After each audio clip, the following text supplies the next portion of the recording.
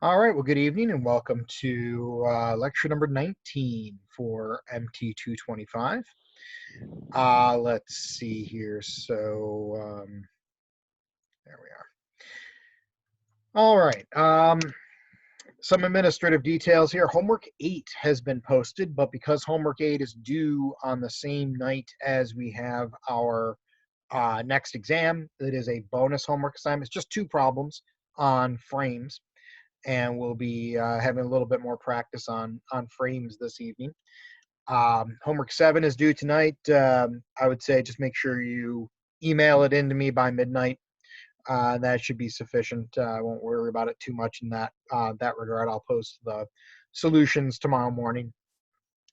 Exam 2 is next week. What I will do is on the sometime in the morning on April 8th, I will post the exam in the traditional place on the website, and you have until basically midnight to turn it in. So that's how we'll do the exam. It's assumed that you'll be working individually on it, but notes, things like that, I suppose I can't really reasonably say to make it closed notes and all that. So may as well just make use of whatever resources you've got other than other people. I'll leave it on the honor system on that, but I won't put any restrictions on notes or class materials. And as long as it gets turned in by midnight on the 8th, we should be good. There is a sample exam 2 posted. I posted last year or 2 years ago, the 2018 exam 2. So that's on the website, and solutions are there as well. So take a look at that. It should give you a pretty good idea of what to expect from for the exam. The exams pretty easy to break down. You can expect a problem on method of joints. You can expect a problem on method of sections, and you can expect a frame problem. So something along those lines would be reasonable to expect. So homework. Anyone have any questions on homework number 7? Yeah, I'm having problems with problem number 3. All right, so let's take a look at problem 3. So I can work through the whole outside problem. Okay. I'm having an issue cutting through to get the CD, CH, and HD. All right. Well, let's take a look. I had the same problem. Trickery. It is. Let me just load up the. I hired a tutor. Did you really? It was Nang. All right. So problem number 3. We've got this truss here. Let me share that out.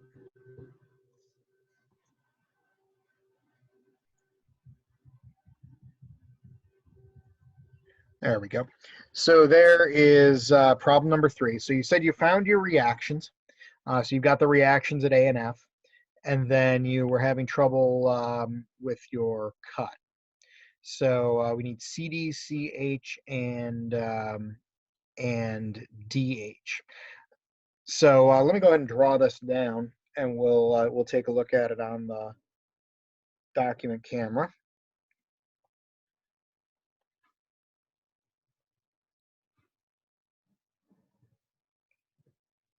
Something like that.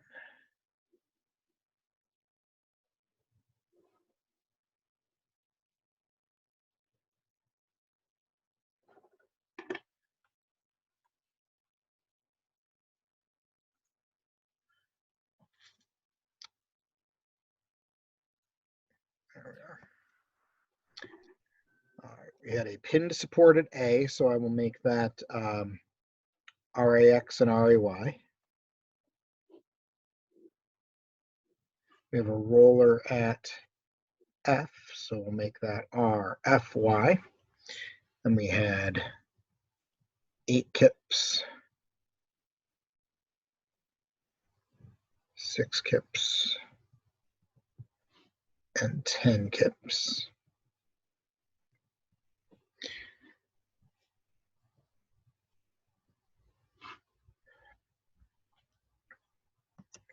All right, and there's the there are the relevant letters here, and we were looking for members CD, CH, and DH. So we're looking for members CD, CH, and DH. Now, the difficulty in this one likely stems from the fact that you can't do this in one cut. There's not one cut that's going to get everything you want in one pass.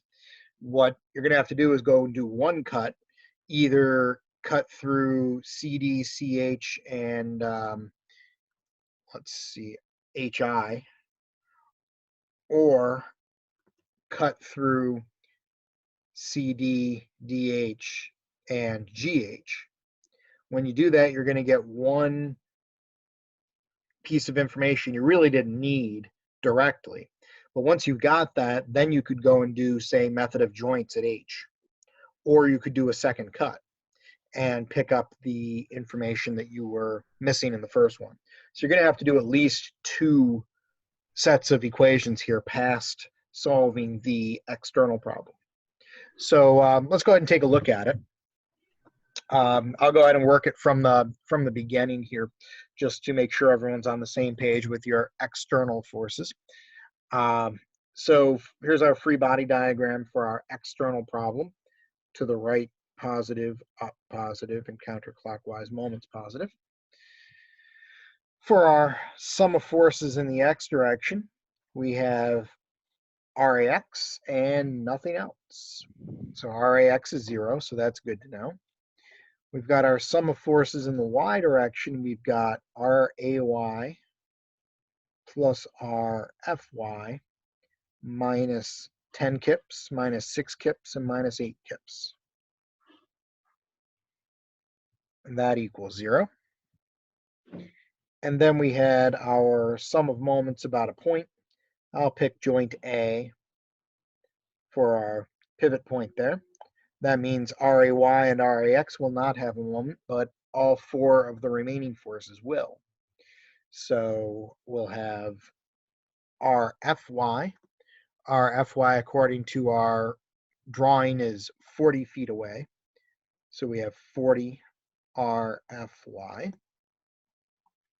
Now pushing up there while pinning it A, that'll be a counterclockwise moment, so that's positive. The 10 kip force is in the middle, so that's 20 feet away. So we have 20 times 10, but because it's pulling down, that would cause a clockwise moment, and clockwise moments are negative. And then we have the 6 kip force and the 8 kip force. Each bay here was 10 feet, so halfway is 5 feet. So we've got 10, 25 feet to the 6 feet or 6 kip force. And that's also going to be negative. Then we have the 8 kip force, that's 5 feet away from 40, that's 35 times 8, also negative. So running the numbers down on those, let's see, we've got 20 times 10, that's 200. So we've got 40 RFY minus 200 minus 150 for the 25 times 6, and minus 35 times 8, that's minus 280. Or simplifying that down, we have RFY minus 630 equals 0. Add 630 to both sides, and we get 40 RFY equals 630. Divide both sides by 40, and RFY is 15.75 kips. And we can use that information in our y direction equation. The y direction equation says that RAY plus RFY minus 10 minus 6 minus 8. So that's 24 equals 0. RFY is 15.75. And so if we run the numbers down on that, RAY ends up being 8.25 kips. Does that match with what you got, Nick? Yes, sir. All right. So those are our reactions. 8 1/4 kips at A pushing up, 15 3/4 kips pushing up at F. And it makes sense that F would have to be pushing up harder because it's got more load on that side. If those two up here were gone, the 6 and the 8 kips were gone, we just have 5 kips on each side. So we have that 10 kips dead in the middle. But we've got more load on that right side of the truss. Now, Nick, since you asked the question, which way did you try to cut it first? I couldn't even figure it out, but I would cut it to include A. Okay. Did you cut down through CD, CH, and HI? Yeah, that way. Right. Okay, so let's do that. So we'll make that cut. That will expose the forces that the rest of the truss exerts on the piece inside the bubble. And that'll expose the forces where we cut through at CD, CH, and HI. So let me sketch the remaining free body diagram. So filling in also what we already know for our reactions at A, we know we've got 8 1/4 kips pushing up there. We have no RAX.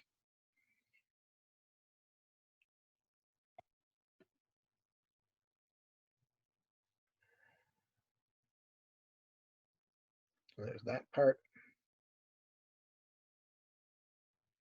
We've cut it there. We've cut it there, and then we have this one piece coming down like that. So where we've cut it, that's where we're exposing these unknown forces. The force on member CD, the force on member CH, and the force on member HI. We're going to need an angle. We're going to need that angle right there.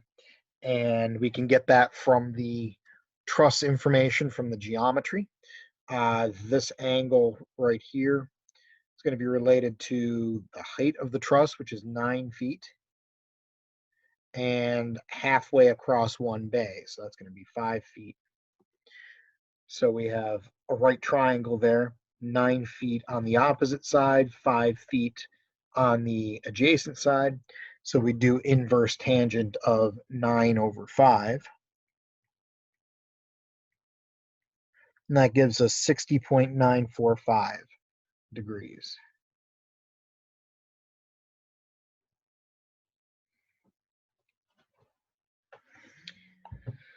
All right, so let's go ahead and solve for these three. So we'll build up our table here. So we'll have our load in kips, tension and compression for members CD, CH. And we're going to get HI for free. We don't really need HI directly. It's not something the problem was asking us for, but we're going to have to get it anyway. So there's our setup. I agree with the decision to close to the left side, since that involves the minimum number of forces. If we close to the right side, you'd have to bring in that 6 kips, 8 kips, the 10 kips, all of that. So a lot more forces to deal with. Here we've just got 4 forces, the 3 unknown forces, and this 8.25 kip reaction force. So let's do our equations of equilibrium. Sum of forces in the x direction. We've got all of FCD to the right, so that's positive. We've got all of HI to the right, also positive. And then we have a piece of FCH. That piece of FCH is to the right, but it's going to be the adjacent piece. So we're going to bring in cosine of 60.945 degrees. So that's our x direction equation. The y direction equation, we've got 8.25 kips, positive, and then we've got a piece of FCH. That's down, so it's negative, FCH, and it's the opposite side, so it would go with sine of 60.945 degrees. And then we've got to pick our pivot point and do our moments. The pivot point that's probably going to work best here is this one right here. Any other pivot point, we're going to get some weird moment from FCH that's going to be hard to calculate. So we're going to pick point C for our pivot point. So we'll take our moments about point C. That'll knock out FCD and FCH. The 8.25 kips will have a moment, and FHI will have a moment. We need our arms, so let's work with FHI first. Remember that the arm is the distance between the pivot point and the line of action of the force. For FHI, that's the height of the truss, that's 9 feet. So we have the arm 9 feet times FCH, sorry, not FCH, FHI. If we're pinned at C and pulling to the right with FHI, that would be a counterclockwise moment. So counterclockwise moments are positive. So that goes into the sum positive. And then we have the 8.25 kips. The line of action for the 8.25 kips is right there. The distance we need, the arm we need, is that distance right up there.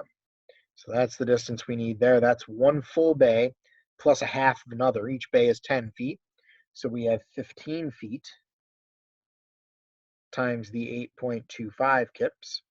And if we're pinned at C and pushing up at 8.25 at A, we get a clockwise moment. Clockwise moments are negative. So there we go. There are 3 equations of equilibrium.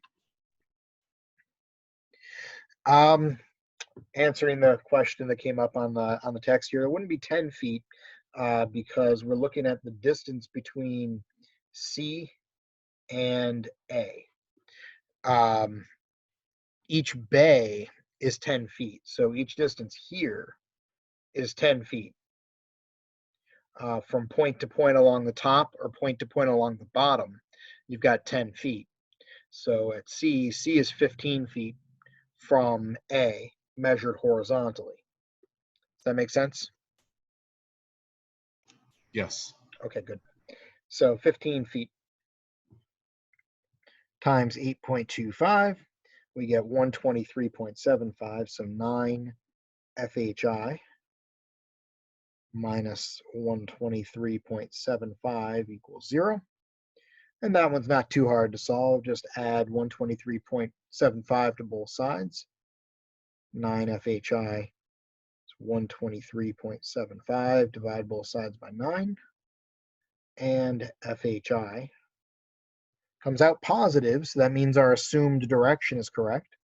And it comes out to be 13.75 kips. So it came out positive. That means that we assumed the correct direction. And what we've drawn here, this arrow represents the force on member HI from the rest of the truss.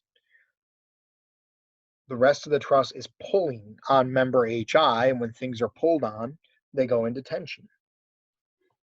So member HI is in tension, and it carries 13.75 kips of force. So there we've got HI. CH we can solve for out of the y direction equation. If we subtract the 8.25 from both sides, we'll have negative FCH times the sine of 60.945 equals negative 8.25. Then we'd have to divide both sides by negative sine 60.945. That way we get a positive result on the left and the signs cancel out. Negative sign 60.945. That'll give us our a positive value for FCH. So we also know FCH is assumed in the right direction, which means it's in tension. Generally, we assume tension in method of sections. So if it comes out positive, it's in tension. We have 8.25 negative divided by the negative sign of 60.945. And that comes out to be 9.438 or 77. So 9.4377 kips.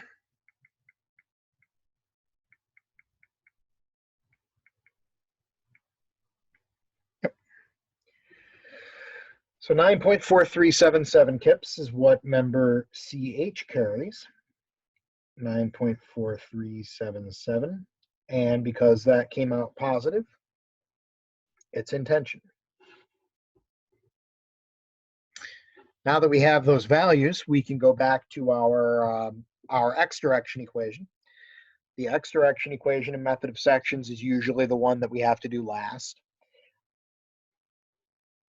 We have HI is 13.75 and CH is 9.4377. We need to figure out FCD. So we can plug in what we know. FHI is 13.75 kips plus 9.4377 cosine 60.945 degrees.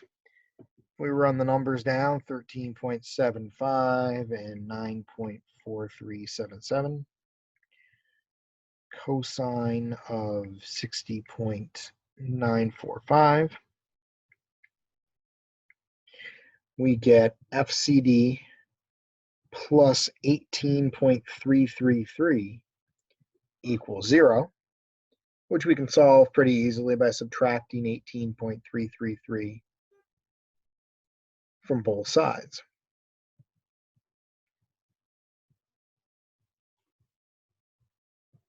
So member CD comes out negative. That means our assumed direction is wrong. The rest of the truss doesn't pull on member CD, it pushes on member CD. That means member CD is in compression. So it carries 18.333 kips of force in compression.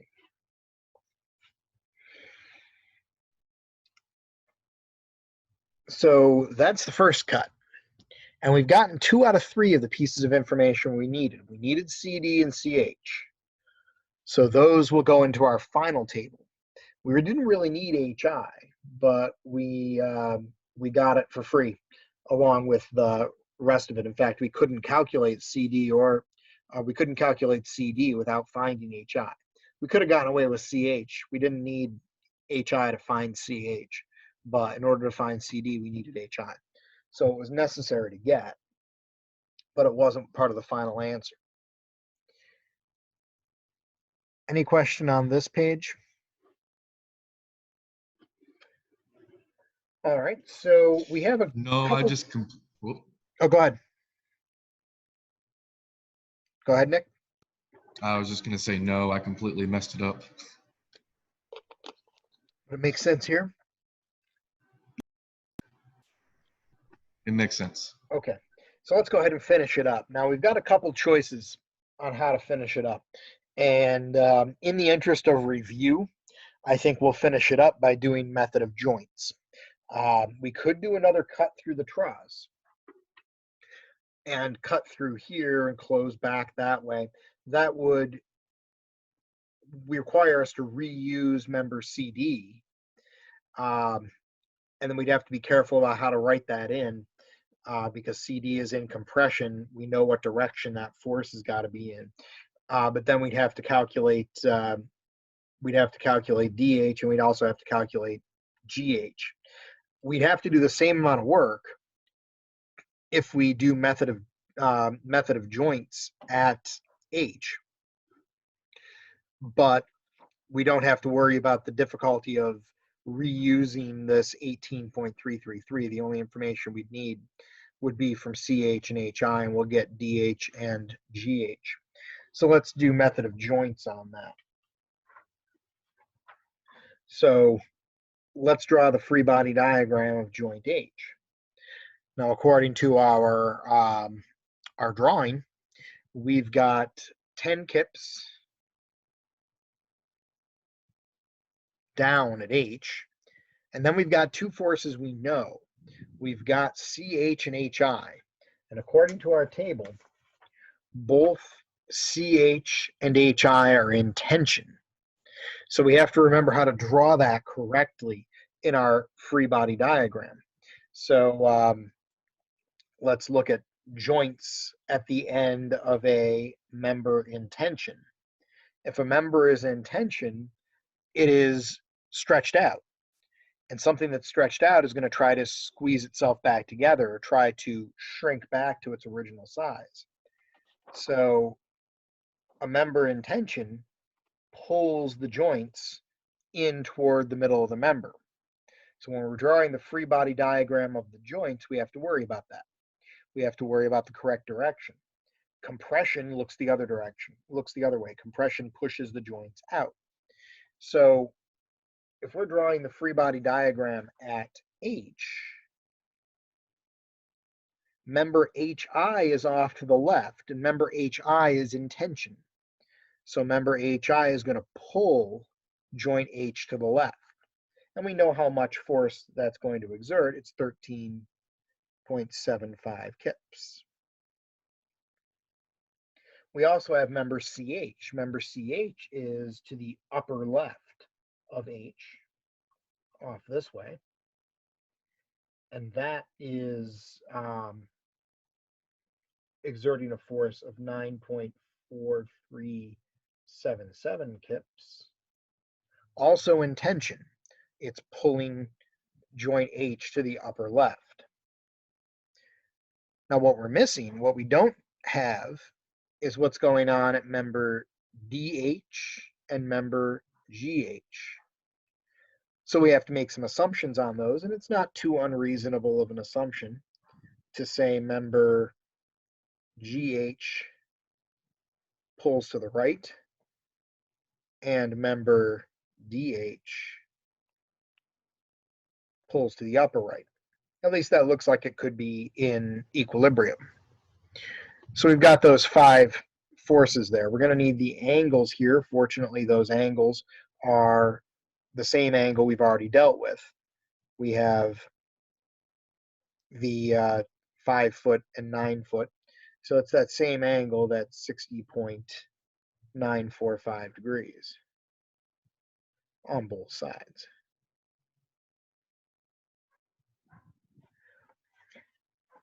So you'll notice here now, depending on how you solved it, you might have gone through and done another method of sections problem. You're going to end up doing the same number of calculations no matter what. There's no easy way out of it.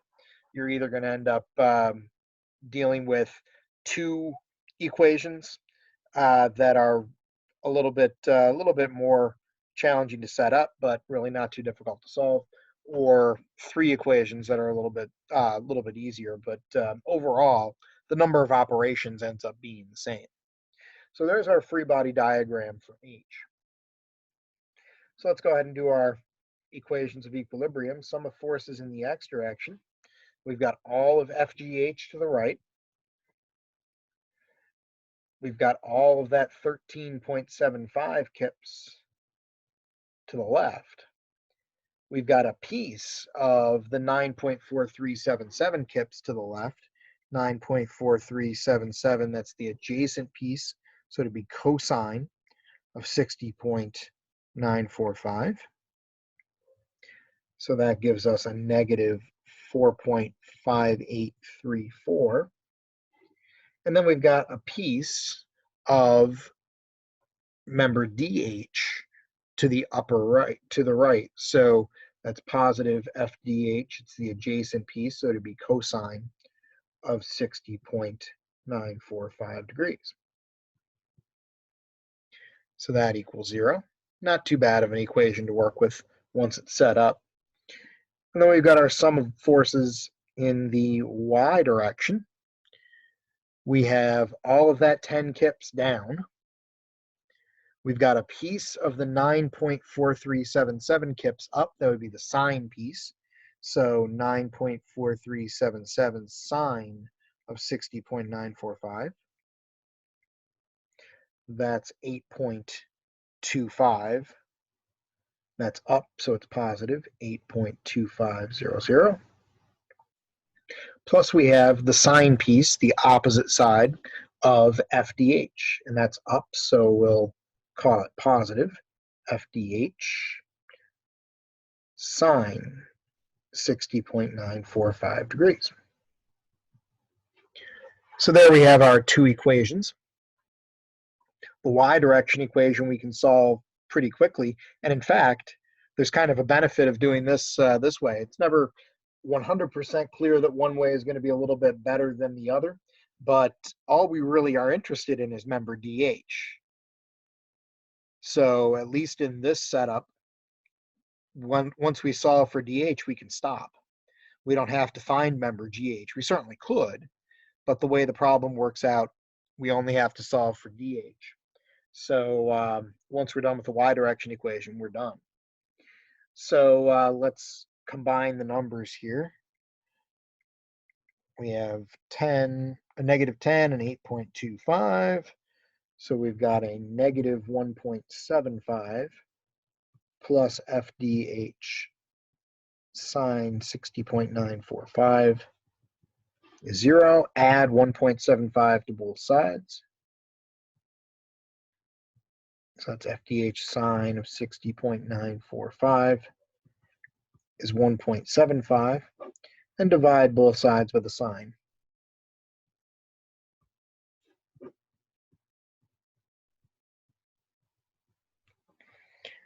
So we have 1.75 divided by the sine of 60.945. And that gives us FDH is 2.0019 kips. Came out positive, so the assumed direction is correct. And if we look at the free body diagram compared to the drawing of the truss, member DH is up and to the right compared to where joint H is. So the member is around like that. That means joint H is being pulled into the middle of member DH. That means tension. So now we can go ahead and draw our final table with our three members that we finally wanted. We wanted members CD, we wanted member CH, and we wanted member DH. Member DH is in tension. We found before that member CH was in tension and member CD was in compression. And the load in kips, since this is our final answer, we could round this down. And arbitrarily, we could round it to 3 sig figs, since I've been keeping 5 through the whole problem. I don't think the problem statement said anything about how many sig figs to keep, so 3 is not an unreasonable number to go with. Member CD carried 18.3 kips. Member CH 9.44.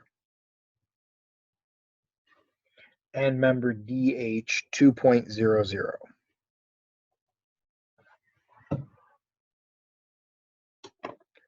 There we go. So that's the final answer. Let's take a look at it and make sure it makes some sort of sense. The way this is loaded, most of the forces, all the forces are pushing down except for the supports. That means this is being bent. So we've got bending going on here. Bending puts the top into compression and the bottom into tension. And that's what we found with member HI. We found member HI was in tension. That's also going to tend to, since member H is going to want to fall, it's going to want to go down. That's going to put CH and DH also into tension. So it makes sense that we have those two members in tension. Any questions on that problem?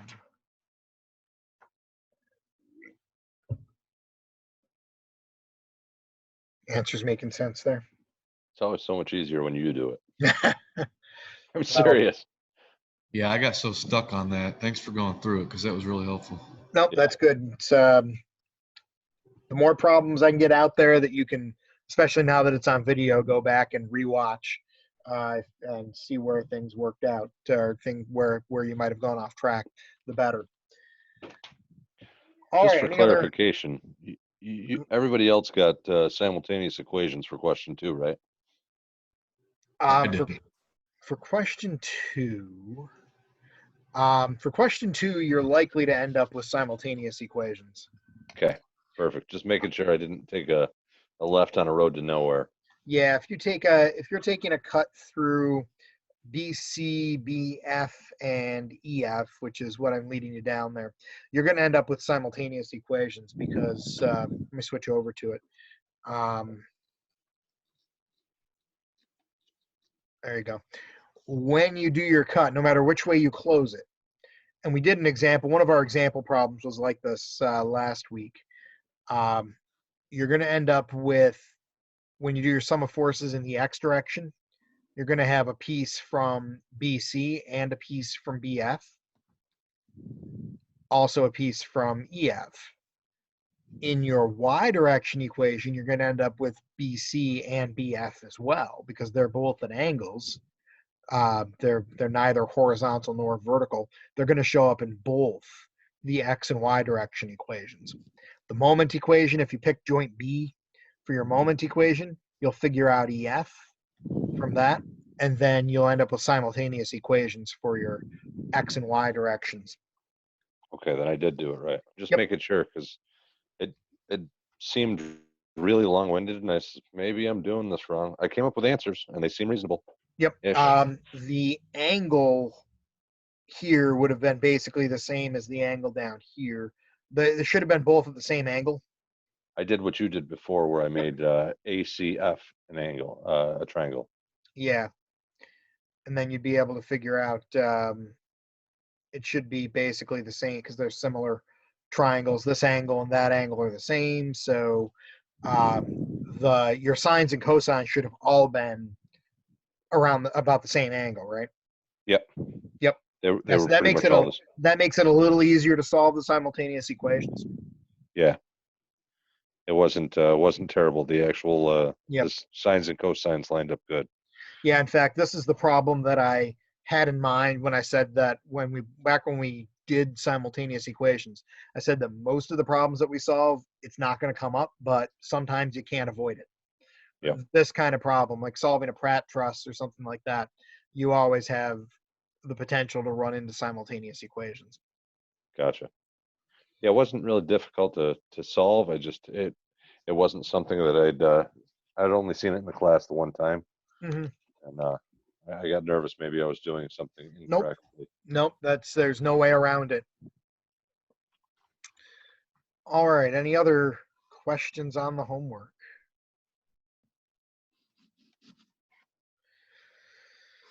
All right, so let's see then. Tonight, for the remainder of the time we have here, we'll do another frame problem.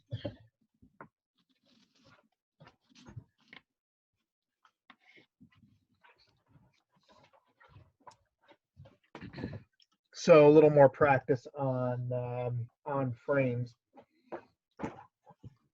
So let's see. Let's pick a problem.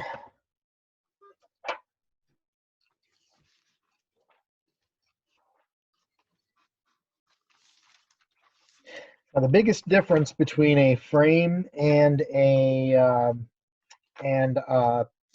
truss is where we're putting the load. So in trusses, we can only apply forces at the joints. In a frame, we can apply a force anywhere.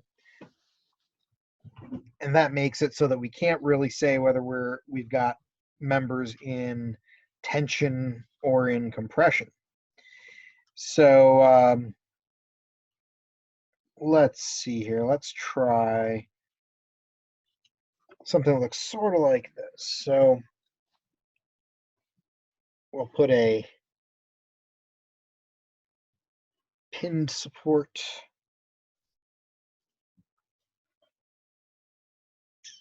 And let's see.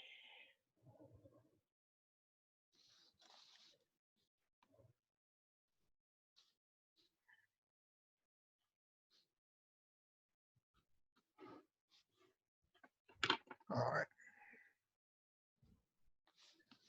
Let's do something that looks sort of like this, kind of similar to one of the ones that we've worked before, but in the last one we did, we had two pinned supports instead of a pinned and a roller. And let's see, I think we'll put right at the middle here.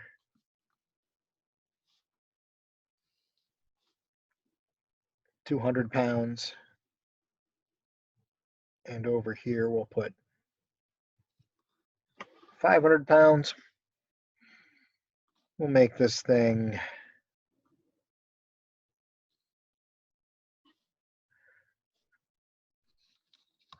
10 feet wide and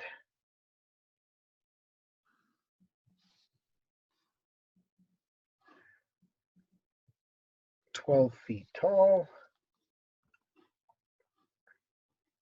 And let's see, we'll put this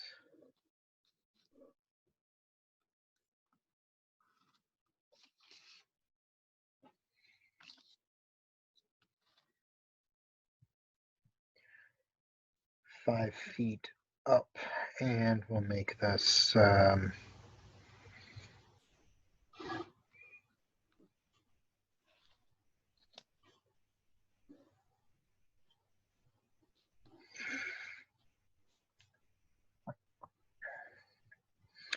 make that 6 feet over.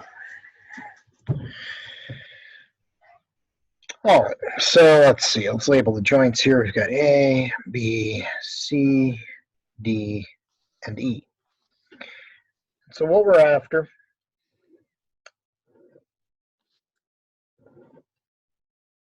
are the values of the forces being exerted on the pins.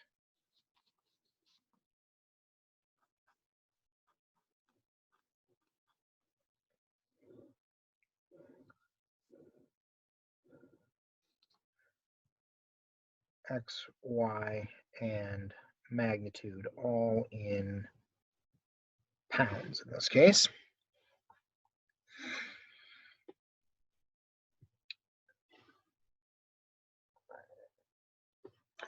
Now, if we look at the number of unknowns we've got, we can do a little bit of prediction about our path.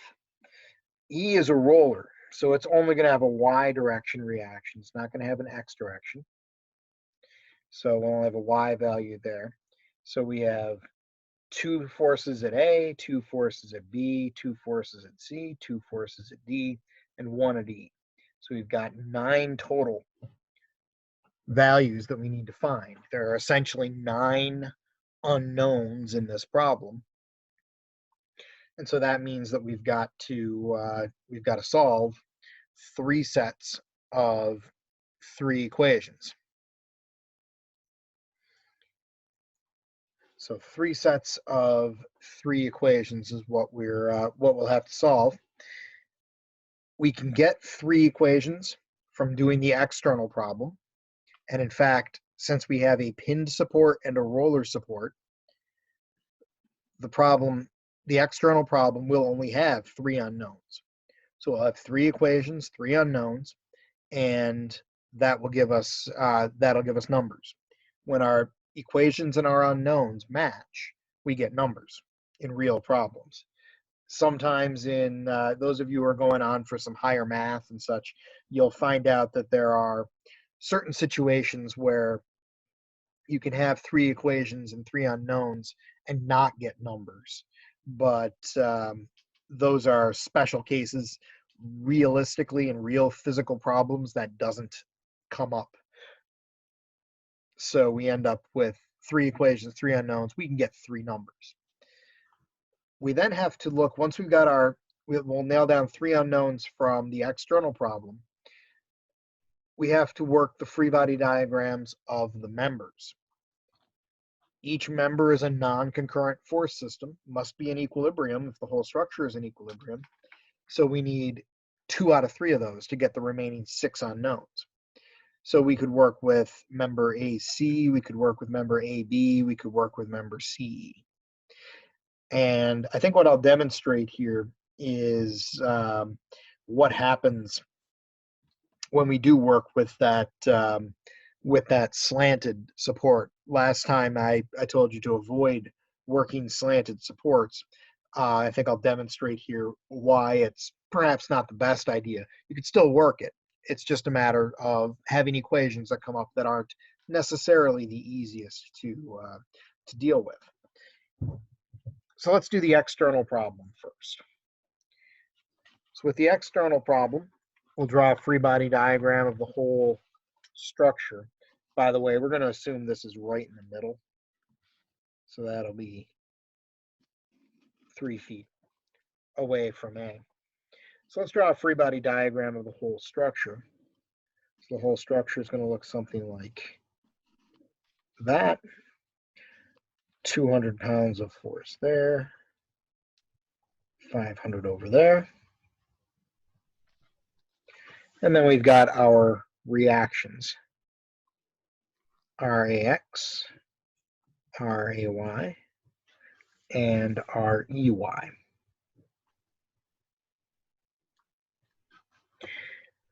So typical assumptions: to the right is positive, up is positive, and counterclockwise moments are positive. So if we do our sum of forces in the x direction, we've got a positive 500 pounds and a positive RAX. That equals 0, which we can solve pretty quickly. RAX is a negative 500 pounds. That makes sense. If we're pulling to the right with 500 pounds, something's got to be pulling to the left with 500 pounds. So we have a negative value there. That's okay. We can deal with that. Take our sum of forces in the y direction. We've got a positive RAY, a positive REY, and then a negative 200 pounds. And that we can't really do anything with just yet. And then we'll have our moments about a point. We'll pick point A. That means no moment due to RAX or RAY, but we will have a moment from the 500-pound force. We will have a moment from the 200-pound force and from REY. So remember, with moments, you've got to have both arm and force. According to our drawing here, for REY, the arm is 10 feet. So we'll have 10 REY.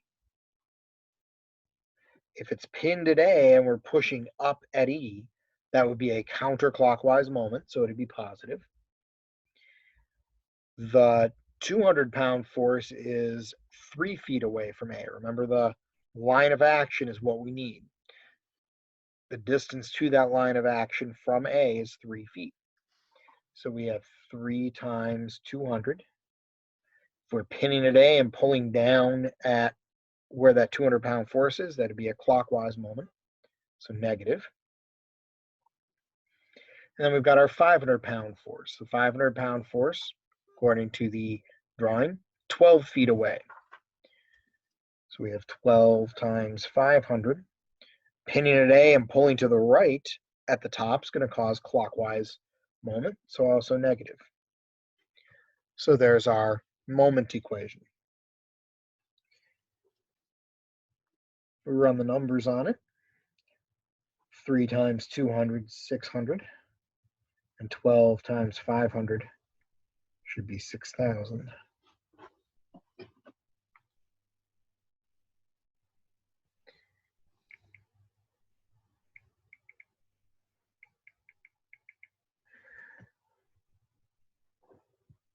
So 10 REY minus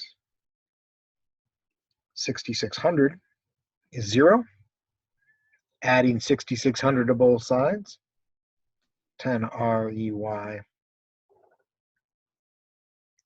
equals 6,600. Divide both sides by 10, and REY is 660 pounds.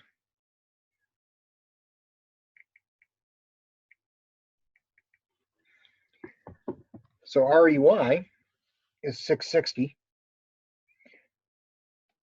Now we can go back up into our y direction equation and plug that in.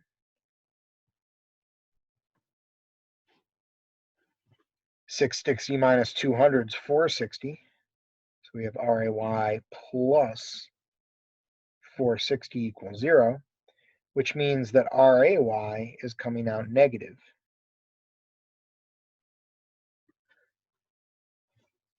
That 500-pound force is strong enough up at the top that it's trying to pick up this structure from A. So the joint at A has to pull down to keep the structure in equilibrium.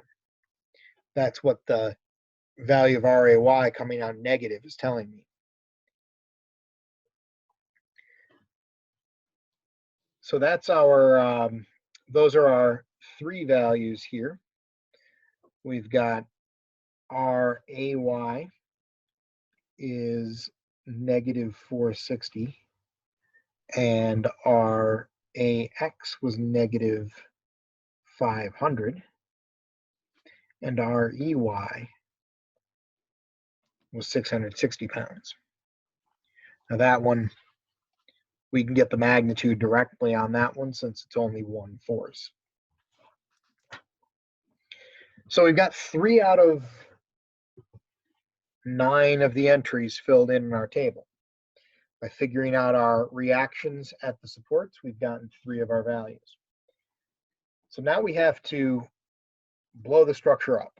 We have to break it up into the individual members and look at the free body diagrams of those individual members. That'll give us some insight into what those other unknowns are. Any questions on the external problem?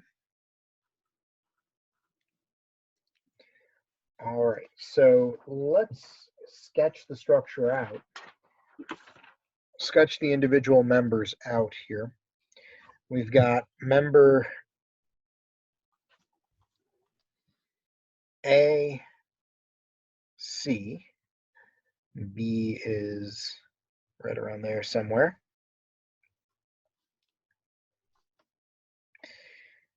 Now we know something about what's going on at A, and it's up to you. You can either draw in RAX and RAY the same way you did before, or you could plug in the values that you've got. Either way works, but if you plug in the values, you'd have to use that sign to set the direction correctly. We know that at A, we have 500 pounds of force to the left, and we have 460 pounds down. You'd have to be careful not to get caught up with your signs.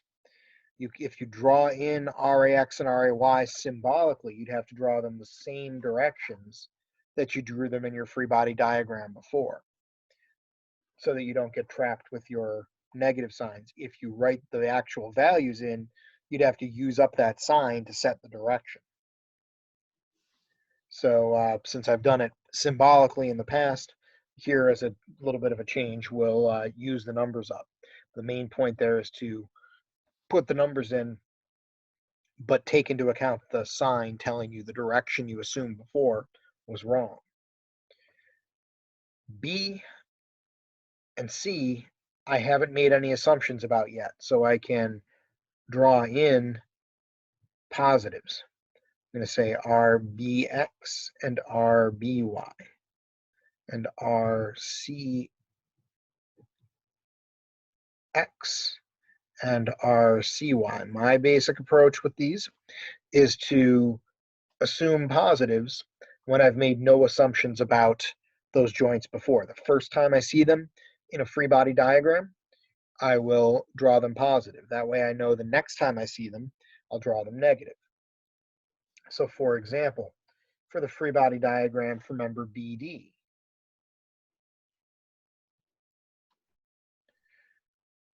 member BD has this 200-pound force applied to it in the middle, but it's also got the reactions at B and D. These two have to fit together.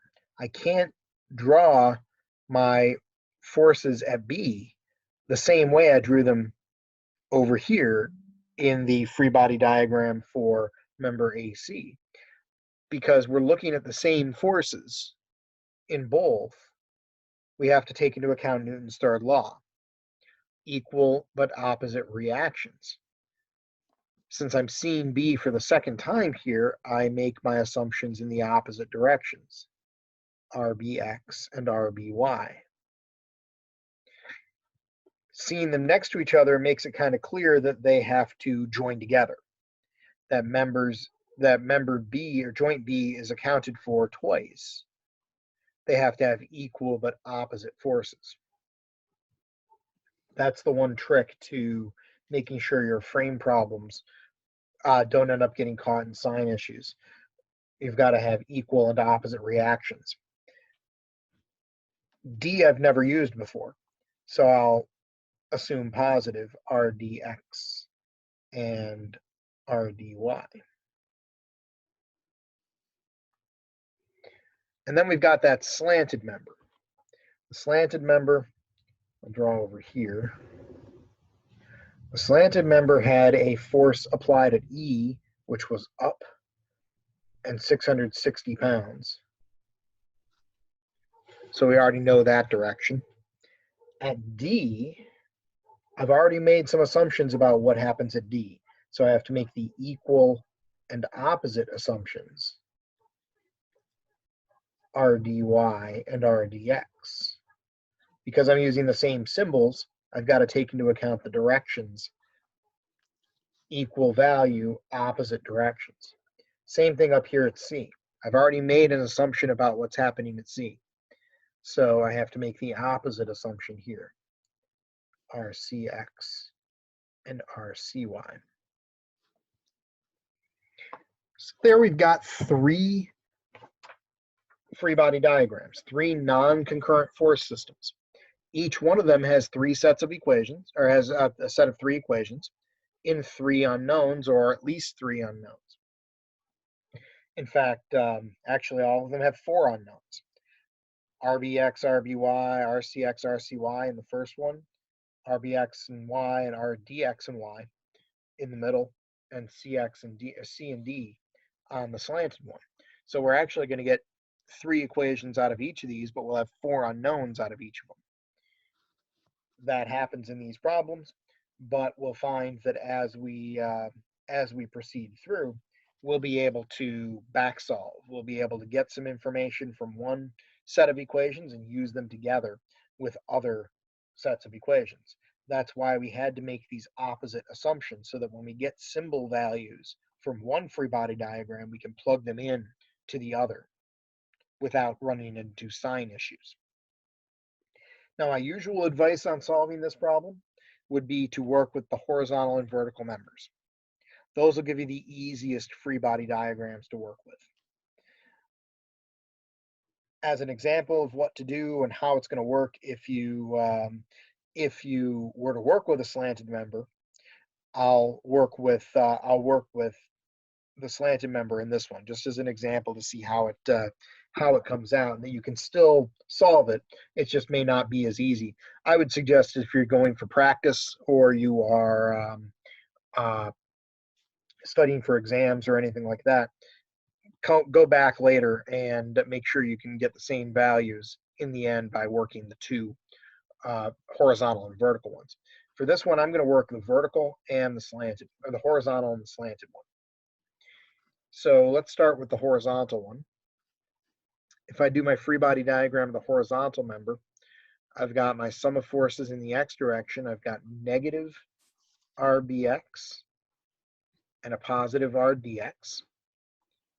Those are my only x direction forces. Got my sum of forces in the y direction. I've got a negative RBY.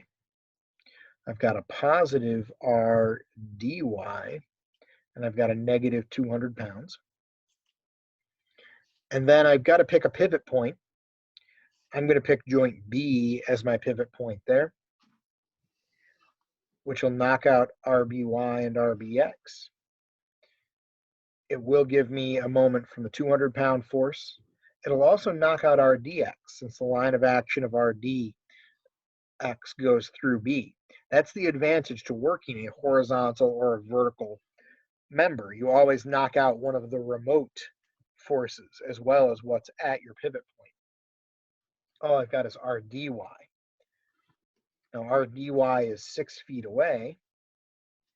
So I've got 6 RDY. And if we're pinning at B and pushing up at D counterclockwise, so that's positive. The 200 pounds is 3 feet away. So 3 feet away, I've got 200 pounds pinned at B, pulling down at that 200 clockwise moment, so negative. So there we've got our 3 equations. 4 unknowns, which means we're guaranteed to get at least one equation we can't solve. If we're extremely unlucky, we get 3 equations we can't solve. But here we've gotten, with a horizontal or vertical member, we always end up in a luckier situation where that moment equation can always be solved. And that's going to knock out one of the two. The x or the y direction equation is going to help us out. So in our moment equation, we can solve that one. 6r dy is negative, minus 600 equals 0. We can add 600 to both sides. 6r dy equals positive 600. Divide both sides by 6, and r dy is a positive 100. So there we've got a value we can plug into our table. R dy is 100. That also helps us out here in our y direction equation. The y direction equation, we can say, well, r dy is 100. So I have negative RBY plus 100 minus 200. So if I bring that down here to work with, I have negative RBY plus 100 minus 200 equals 0. So I have negative RBY. 100 minus 200 is negative 100. If I add 100 to both sides, I get a negative RBY equals positive 100. And then I've got to get rid of that negative. So maybe I'll divide both sides by negative 1. That tells me RBY equals negative 100. Be careful not to get caught up in your negative signs here. Treat the algebra very carefully. If you lose one negative sign in all of this, everything else can suffer. So we've got to be really careful with the algebra. So RBY is negative 100. So I've got another value there. Unfortunately, I can't really do anything with my x direction equation. So I'm going to put the x direction equation there in my equation bank over here. I've got negative RBX plus RDX must equal 0. So that's another piece of information that I've got. It's a constraint on these values. So I know that whatever RBX is, negative of that added to RDX must be 0. So that's all we can get out of the horizontal member. We got 2 numbers and an equation. Not too bad. Any questions on the horizontal member? All right, so let's work with that slanted one. Let's see exactly what kind of trouble we get into when we work with a slanted member. Let me go ahead and redraw that over here. We have 660 pounds there. We had 5 feet up. We had that RDX and RDY. And then over here at the top, we had RCX, RCY, and I did miss something actually here in the free body diagrams. I missed the 500 pounds up at the top. There's that 500 pounds applied to C also, so we have to have that over here too. So that 500 pounds applied at C. We've got RCX and RCY.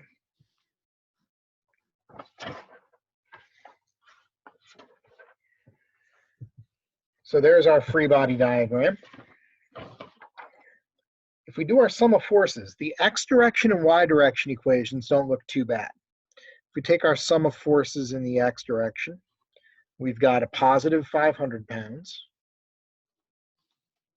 We've got a negative RCX. We've got a negative RDX. And that's it in the x direction. We've got our sum of forces in the y direction. We've got a negative RCY. We've got a negative RDY and a positive 660. Also not too bad. But normally we can expect the moment equation to be the easy one. We know through many problems that we've done so far that if we pick the right pivot point, we can end up with a moment equation that's pretty easy to solve. The problem here is that no matter what pivot point we pick, we're going to end up with multiple symbols in it. If we pick, for example, E as the pivot point, sure, we'll knock out that 660-pound force, but there's going to be a moment from RDY, a moment from RDX, since if you think about those lines of action, they're going to be there. That's definitely, both of those have arms. Same thing with all three forces up here. We're going to have arms there too. So we're going to have 5 terms in the moment equation if we pick E as our pivot point. That doesn't sound so good. Well, what if we pick D as our pivot point? Well, then we're going to knock out RDX and RDY, and that's usually good to knock out a couple of unknowns. But the 660 will have a moment, and so will all 3 forces up here. We lose that advantage that when we've got horizontal or vertical and we pick a pivot point, we not only knock out stuff that's right at our pivot point, but we knock out stuff farther away too. I think in this one, the easiest point to pick is going to be C, because we already know something about RDY. We have a value for RDY. So at least our moment equation is going to end up being something we're going to be able to solve.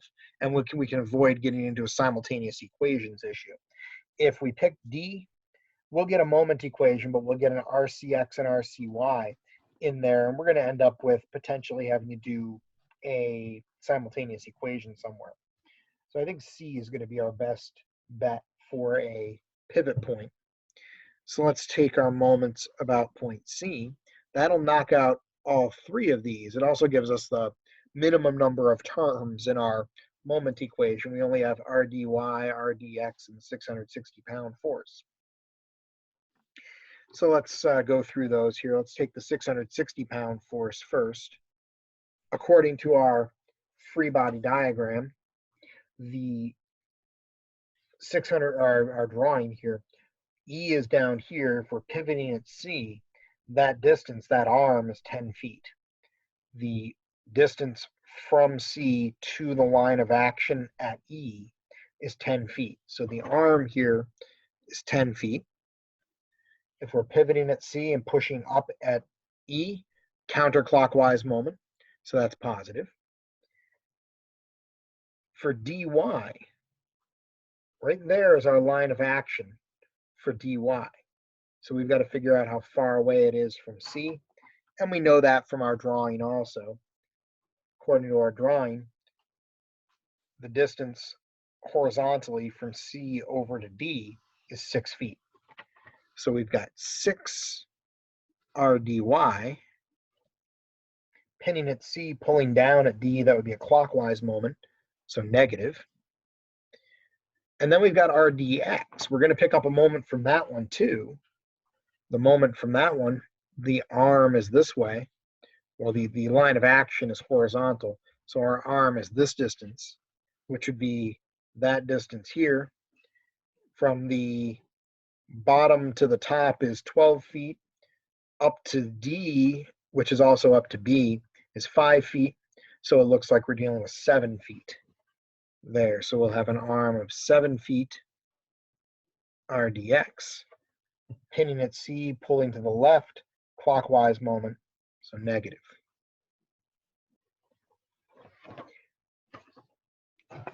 So let's plug in what we know. If we look at our table, we know RDY. RDY is 100. So we know this value is 100.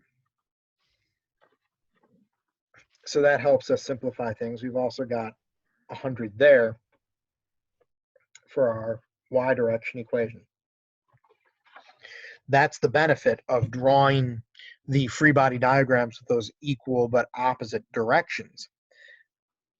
We can take the values that we get from other steps and plug them right in. We don't have to worry about thinking about the signs. We've already dealt with the signs. So let's work with the equations here. We've got 6,600 minus 600 minus 7 RDX equals 0. So that one we can solve. We've got positive 6,000 minus 7 RDX equals 0. If we subtract 6,000 from both sides, we'll have negative 7 RDX equals negative 6,000. Divide both sides by negative 7. And we get 857.14. So RDX is 857.14 pounds. And that came out positive. So we can go and fill that into the table. RDX 857.14.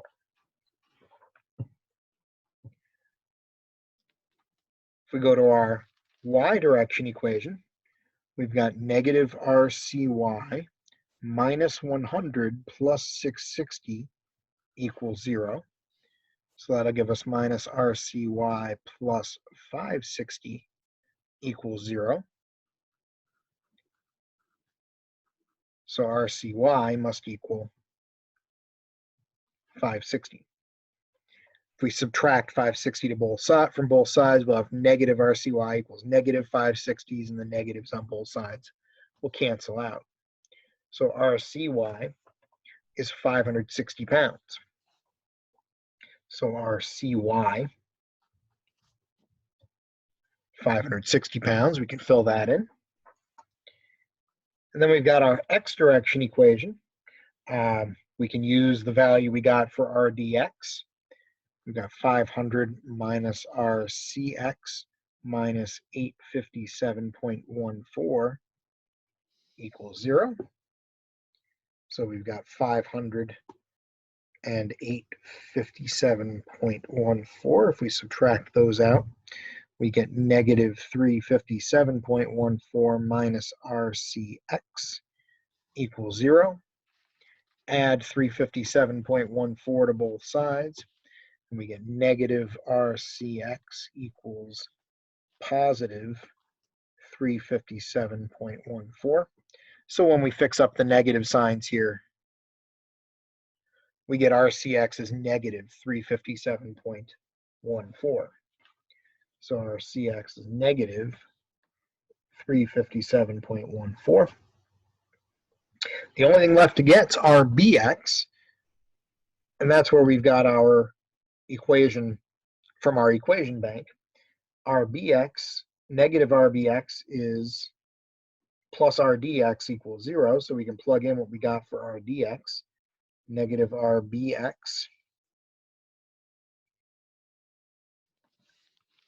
plus 857.14 equals 0.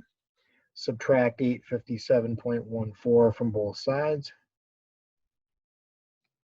And negative RBX will equal negative 857.14. So RBX is equal to 857.14 pounds. So we get 857.14 pounds. So there, we got everything filled in. Now the only remaining part to do is find out those magnitudes. And since we're at the end of the problem here and I've kept 5 sig figs through the problem, we'll round our final answers here to 3 sig figs.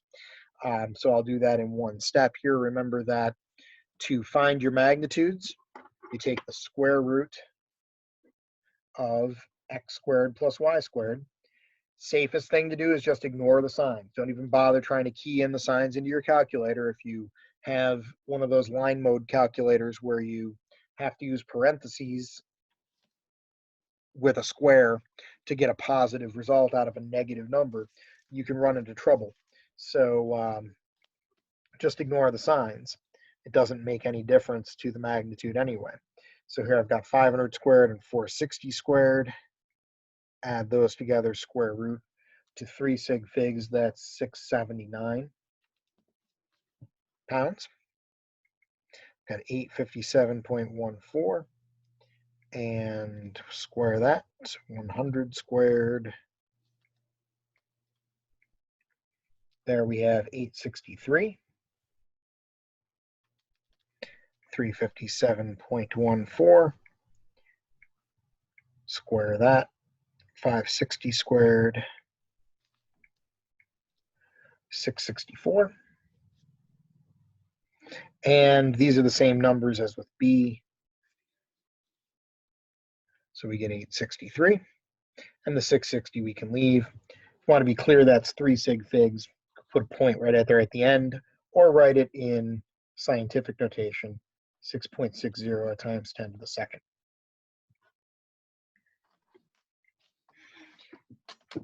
Now, like I said, check yourself on this. Go back and try it again, but solve it with the horizontal and vertical members and see if you get the same results. You might have different signs on these, but the magnitudes will come out exactly the same. Any questions on that one?